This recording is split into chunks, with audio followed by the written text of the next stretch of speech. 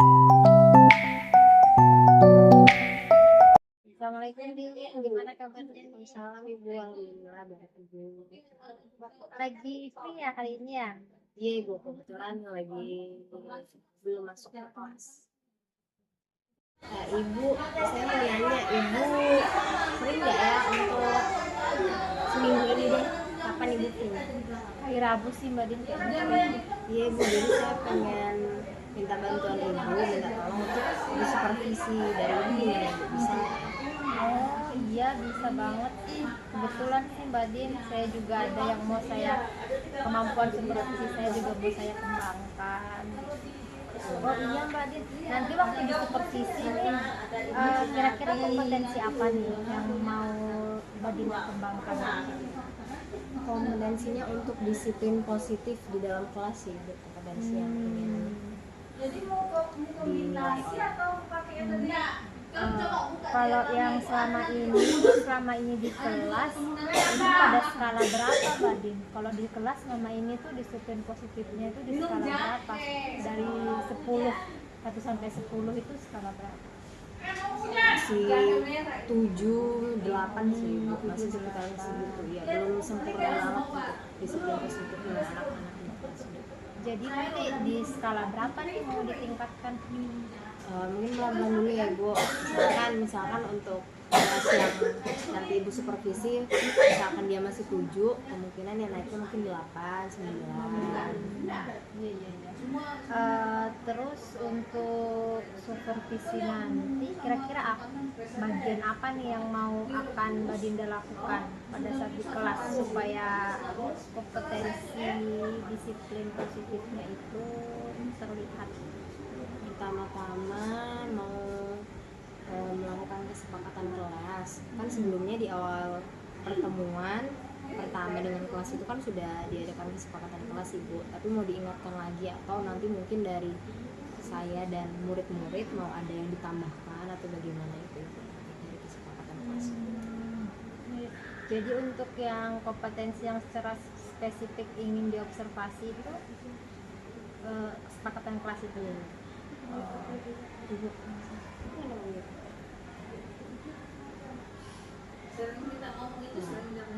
Terus selain kesepakatan kelas untuk disiplin positif, apa lagi ya Mbak Din kira-kira? Selain itu,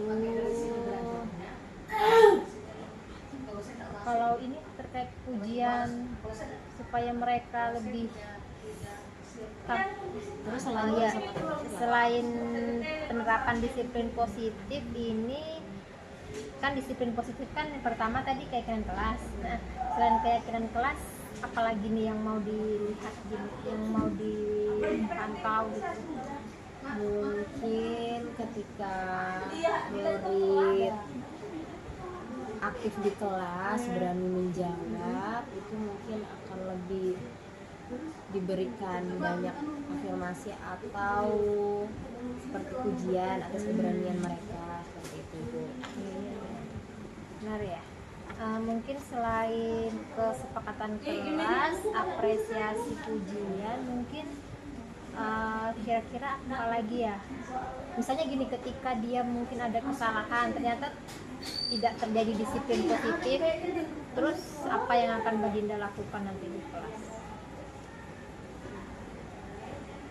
Misalnya anaknya ternyata tidak menjalankan ya, kesepakatan kelas dengan baik. Kira-kira nih Mbak Dinda gimana nih?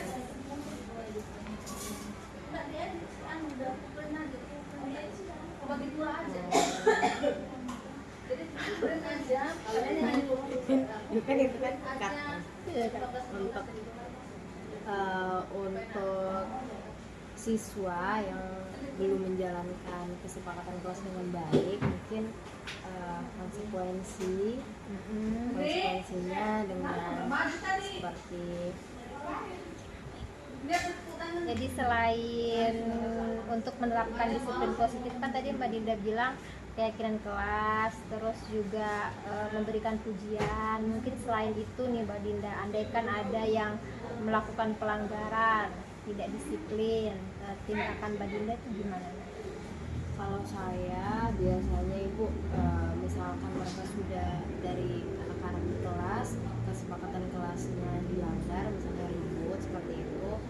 biasanya mendiamkan supaya mereka sadar bahwa ada gurunya di depan, bahwa ada yang harus diperhatikan. Nanti dari situ mereka paham sendiri.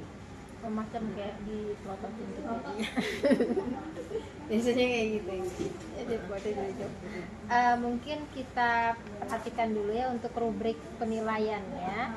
Berarti untuk penerapan disiplin positif itu nanti saya akan melihat ada atau tidak adanya refleksi dinamika kelas untuk menerapkan penerapan kesepakatan kelas. Lalu juga yang kedua itu adalah melakukan penguatan positif terhadap perilaku yang sesuai atau mendukung kesepakatan kelas ya, seperti memberikan pujian. Dan yang ketiga, memfasilitasi murid untuk menyadari konsekuensi dan memperbaiki perilaku yang dia langgar. Itu ya rubrik penilaian kita ya. Ya sudah. Jadi untuk melakukan itu semua Mbak Dinda udah menyiapkan RPP-nya nanti untuk itu. Oke, makasih banyak ya Mbak Dinda. Juga yang makasih Bu. Ya, kita ketemu nanti di hari Rabu ya di kelas. Makasih.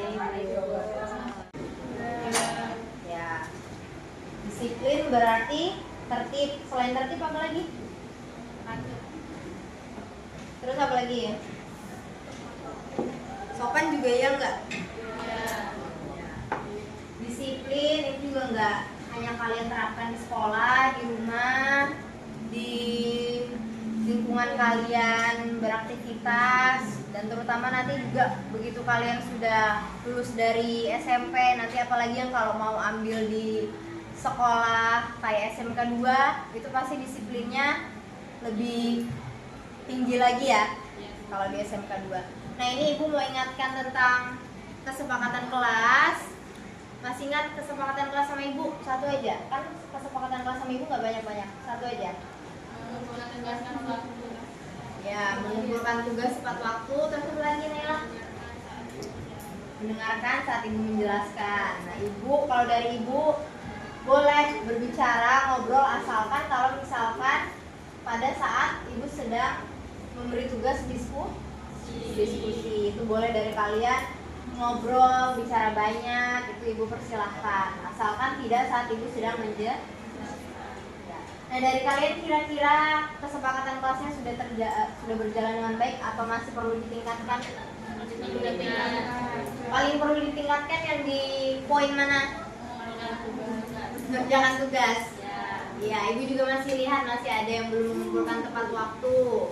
Sebelumnya Ibu masih kasih keringanan, tapi untuk yang ini Ibu sudah minta kalian untuk menerapkan. Izin dulu tapi. Jadi kalau misalkan telat Izin dulu. Tugas berarti kalian tugasnya jadi double ya. Itu konsekuensinya. Terus dari kalian kira-kira kesepakatan kelasnya ada yang mau ditambah atau kita tingkatkan aja nih yang sudah ada? Ditingkatkan aja dulu ya, gak usah nambah karena yang sudah ada aja belum terlaksana dengan baik. Jadi kita bersama meningkatkan kesepakatan kelas kita dulu untuk juga sekaligus menerapkan disiplin positif ya. Oke. Dari Ibu itu aja untuk kesepakatan kelas, sekaligus reminder pengingat ya kalau sama Ibu juga ada kesepakatan kelasnya. Nah sekarang kita masuk ke bab 4. Ibu minta buka halaman 105 di buku paketnya. Yang sebelumnya kelas 8 belajarnya sama Ibu, untuk yang bab ini kayak bagian komunikasi data kan ini udah pernah kita bahas nih. Dulu Ibu minta kalian bikin di Canva. Nah ini kayaknya Ibu nggak bahas yang bagian-bagian data-data ini. Ibu mau langsung bahas ke virtual private network di halaman 109. Ada yang pernah dengar? Itu biasanya disingkatnya VPN. Siapa pernah dengar? Siapa pernah pakai? Siapa pernah pakai? Kalau dari Ibu sendiri, Ibu juga belum pernah pakai, tapi Ibu tahu VPN itu apa.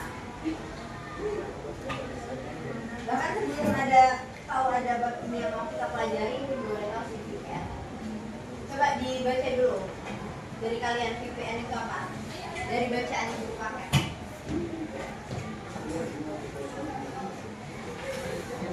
Virtual Private Network.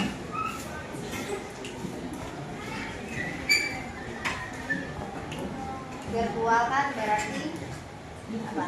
Virtual nggak secara langsung. Kalau private berarti privasi. Network jaringan kan?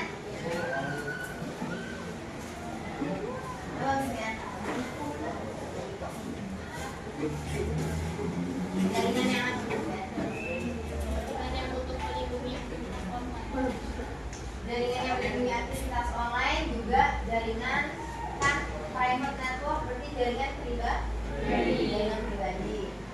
Nah, ini dari penjelasan ibu, VPN itu dia kayak perangkat lunak, aplikasi juga. Jadi kamu bisa download di Play Store sama di App Store ya.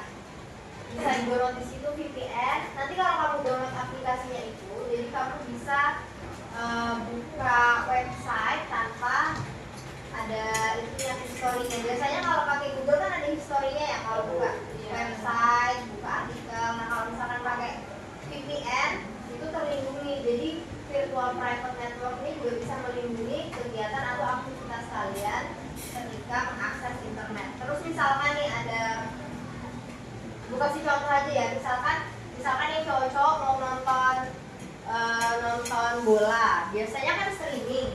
Nah, misalkan nonton bola terus streamingnya itu di Indonesia nggak ada, ya entah itu website streamingnya atau apa sih biasanya channel itunya misalkan nggak ada. Nah, kamu bisa download si VPN ini, terus nanti kamu bisa akses ke website atau streaming yang kamu mau tonton. Nah, jadi itu misalkan website atau streaming yang nggak ada di Indonesia, kamu bisa akses melalui si VPN ini. Paham nggak maksud ibu? Nah, jadi VPN selain melindungi aktivitas kalian di internet, juga bisa kalian mengakses website yang di lingkungan atau di wilayah kita itu nggak bisa diakses ya. Jadi dia cakupannya besar. Jadi kalau misalkan memang ada kebutuhan kalian yang perlu pakai VPN, itu bisa kalian download di Play Store ataupun itu ya Apple Store.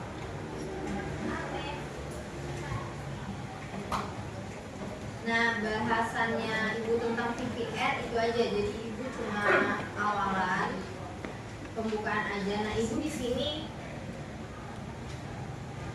mau langsung kalian praktek. Nah, prakteknya ini bukan langsung buka si virtual private networknya ya.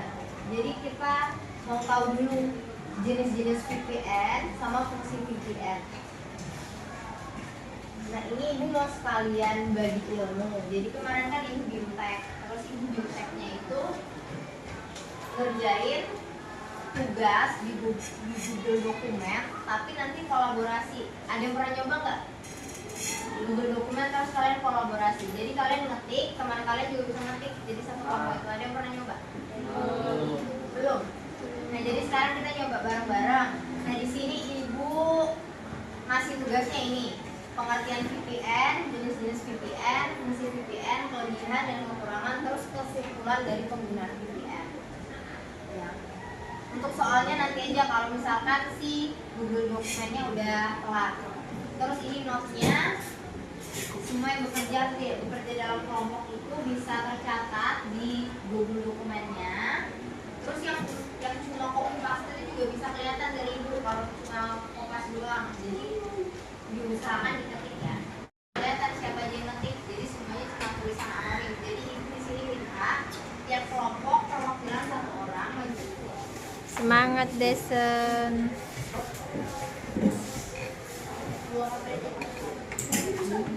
Kemarin kelompok podcast berapa? 5 atau 6?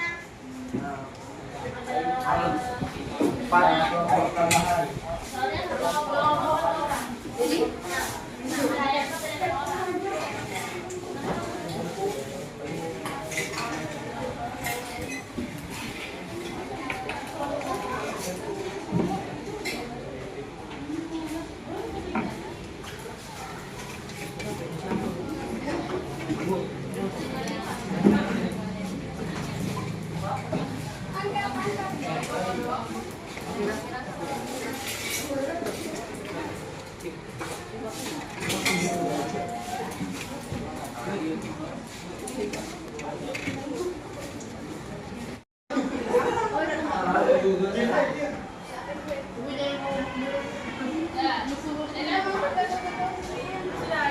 Dokumennya, terus kalian sudah bisa buka Gmailnya. Nanti ada undangan dari ibu, terus diklik buka. Sudah bisa.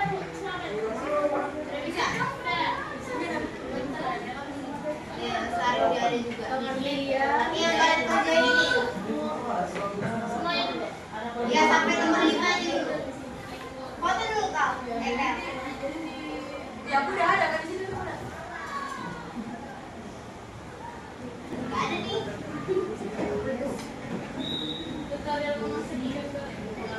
Sari.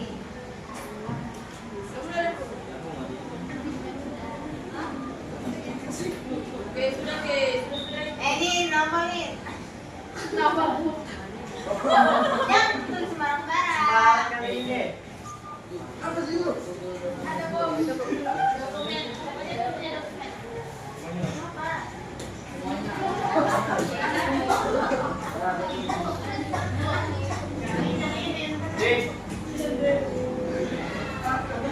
Boleh pakai AI juga boleh. Nyari AI boleh? Boleh. Tapi nggak boleh disalin. Oh, di apa di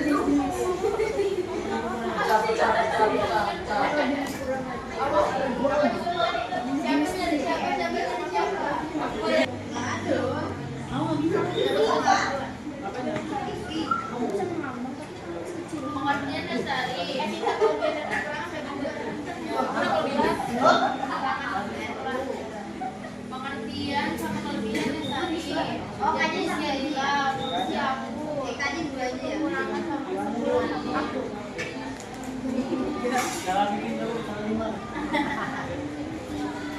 Oh, ini nah. Soalnya yang masih kosong.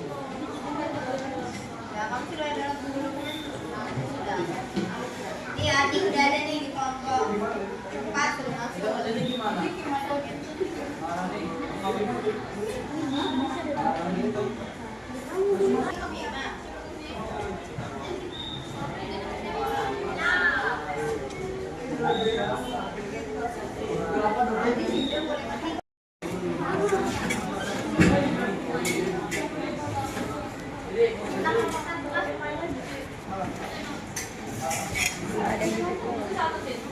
Bilangan Sarul terakhir tuh di taman.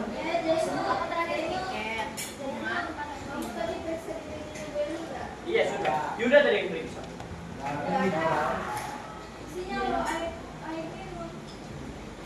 Berarti kamu yang bawa.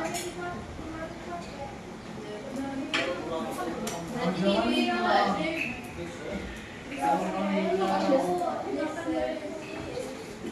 ini banyak di Bu Heri.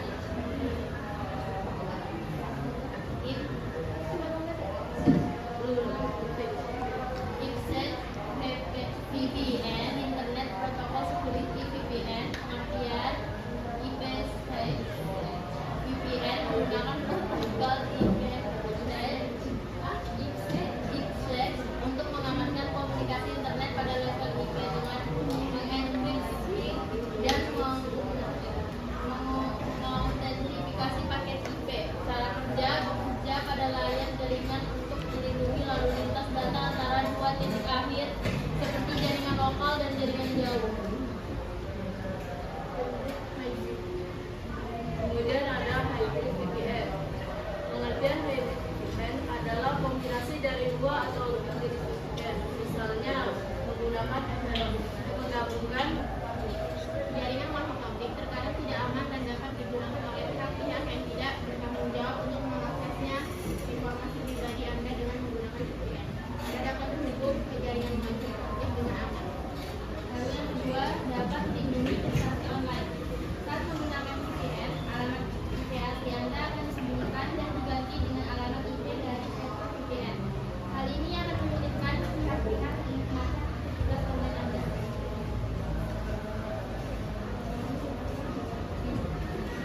Dapat mengakses situs yang diblokir. Beberapa negara atau organisasi dapat memblokir akses ke situs-situs tertentu seperti media sosial atau situs berita. Dengan menggunakan VPN, Anda dapat mengakses situs-situs tersebut dengan aman karena koneksi Anda akan dilakukan melalui server VPN yang berada di lokasi lain.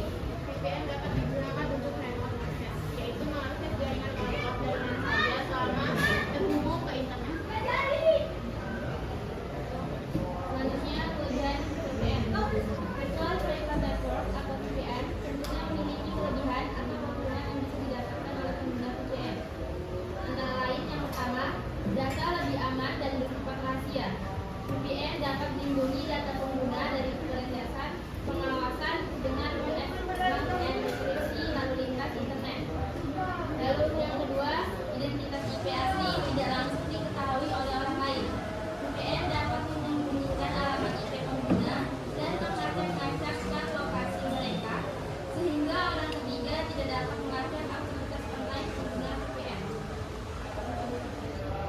Lalu yang selanjutnya, dapat mengakses dari lokasi yang berada sesuai dengan layanan yang VPN dapat membantu pengguna untuk mengakses konten yang mungkin tidak tersedia di lokasi mereka dengan mengarahkan lalu lintas mereka melalui server VPN di lokasi ruangan VPN.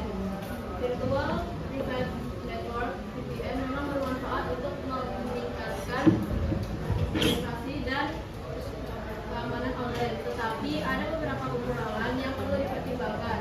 Pertama, penggunaan VPN seringkali memperlambat kecepatan internet karena data harus dienkripsi dan diarahkan melalui server jarak jauh. Kedua, tidak semua penyedia VPN terpercaya.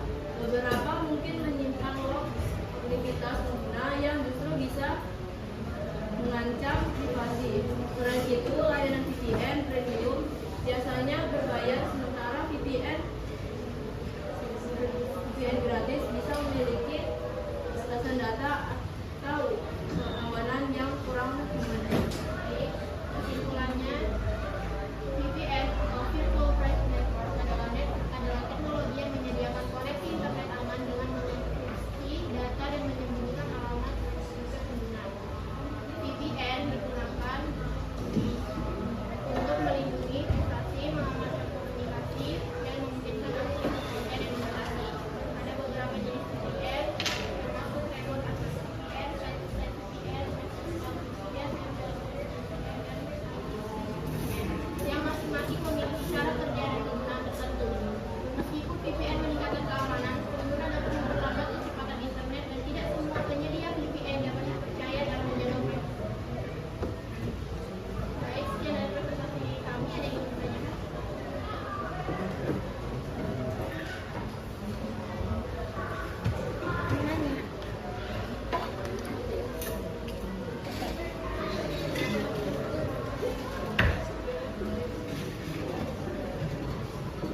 Baik, jika tidak ada kami tutup presentasi kami. Terima kasih. Wassalamualaikum warahmatullahi wabarakatuh.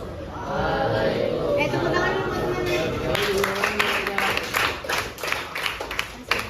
Untuk presentasi dari kelompok 1 tentang VPN yang menggunakan penerapan Google Dokumen. Nah, ini Ibu beri apresiasi karena bentuknya rapi ya, penulisannya rapi. Ini ada bagian-bagiannya untuk pengertian jenis-jenisnya, terus di dalamnya nanti diberi poin-poinnya lagi. Oke, lebih rapi, jadi pembaca enak membacanya. Kalau rapi gini enak dibaca nggak? Ya. Yang lain juga dibikin rapi lagi ya. Beberapa ibu lihat sudah rapi, bisa dipercantik lagi ininya. Google dokumennya bisa diedit-edit lagi supaya lebih bagus dan kalian bacanya lebih enak. Oke, terus ini sudah semua belum? Belum. Ada yang sudah? Selain kelompok 1 tadi ada yang sudah belum? Kelompok siapa aja belum?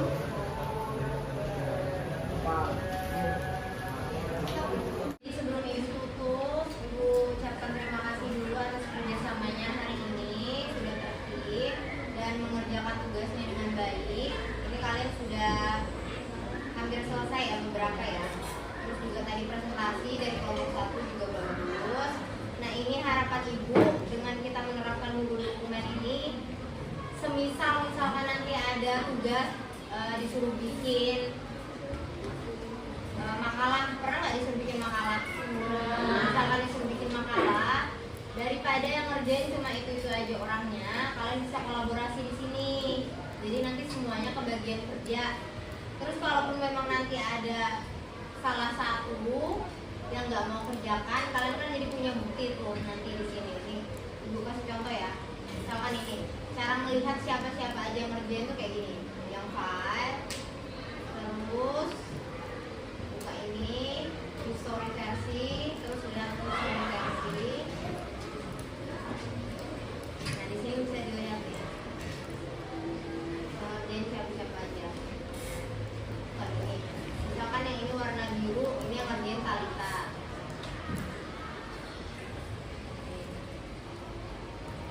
Itu ya. Jadi tujuannya pakai Google dokumen supaya semuanya kerja, semuanya kolaborasi, gak hanya satu orang yang mengerjakan. Begitu juga nanti di pertemuan selanjutnya pakai Google Form, itu tujuannya Google Form kolaborasi supaya semuanya bikin soal, nggak hanya satu orang doang yang bikin soal. Paham? Paham nggak? Jadi bisa ya untuk menerapkan Google dokumen ya. Oke? Dari ibu itu saja, kurang lebihnya mohon maaf. Assalamualaikum warahmatullahi wabarakatuh. Waalaikumsalam warahmatullahi wabarakatuh. Assalamualaikum warahmatullahi wabarakatuh. Perkenalkan, saya Hairunisa Fitrah Umkalsum, CGP Angkatan 11 Kabupaten Kutai Timur. Beliau adalah pengajar praktik atas nama Ibu Yusria SPD, dan beliau adalah Roro Dinda, rekan sejawat saya mengajar pelajaran TIK kelas 9. Hari ini adalah kegiatan pasca observasi, di mana sebelumnya saya dan rekan saya telah melakukan pra-observasi dan juga observasi di kelas dengan tujuan pembelajaran adalah dengan tujuan pembelajarannya siswa dapat menggunakan Google Docs sebagai sarana kolaborasi dengan baik, dan kemudian siswa dapat menggunakan Google Form sebagai sarana kolaborasi dengan baik. Untuk pasca observasinya, bagaimana perasaan Ibu Roro, Ibu Dinda setelah melaksanakan observasi di kelas?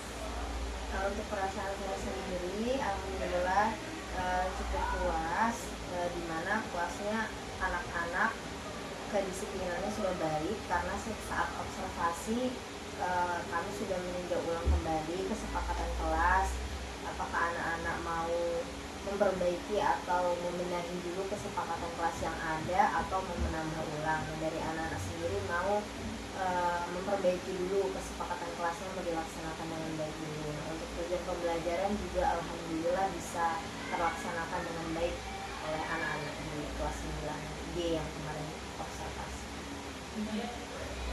Kemudian Mbak Dinda, apa saja tadi untuk keaktifan siswanya seperti apa gitu? Keaktifan siswa untuk di kelas 9D itu sebenarnya sudah cukup baik, cuma tidak dari setengah kelas itu belum, masih ada yang kurang aktif, karena biasanya juga dari saya sendiri untuk interaktifnya itu meminta anaknya sendiri apakah mau bertanya atau menyampaikan pendapat. Jadi belum pernah saya tunjuk langsung dari anaknya untuk menyampaikan pendapatnya, itu belum.